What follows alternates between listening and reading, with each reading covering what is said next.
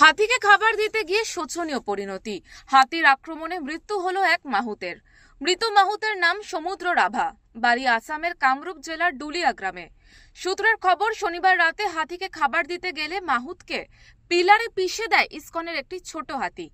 হাতির এমন বেগতিক পরিস্থিতি দেখে অন্য আরো একজন মাহুত ওপর থেকে লাফ দেয়, তারও গুরুতর আঘাত লাগে।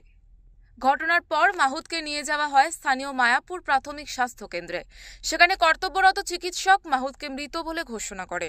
ঘটনায় অন্য আরো একজন মাহুত আহত হয়ে চিকিৎসাধীন মায়াপুরের বেসরকারি হাসপাতালে। ইসকনে দুটি হাতি রয়েছে দীর্ঘদিন ধরে, 20-22 বছর ধরে, এবং এখানে যখন শোভাযাত্রা হয় তাতে অংশগ্রহণ করেন হাতি, এবং এখানে লাখ লাখ লোকের মধ্য দিয়ে হাতি চলে, কোনো অসুবিধা হয়নি।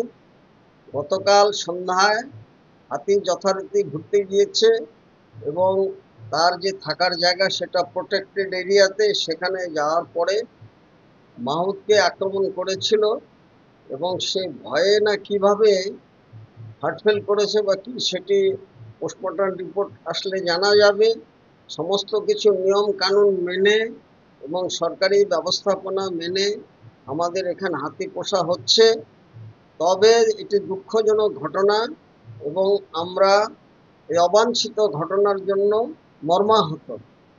কি কারণে এবং কিভাবে মৃত্যু হয়েছে মাহুতের, তার তদন্ত শুরু করেছে মায়াপুর ফাঁড়ি সহ নবদ্বীপ থানার পুলিশ। নদিয়া থেকে নিলয় ভট্টাচার্যর রিপোর্ট, ওঙ্কার বাংলা।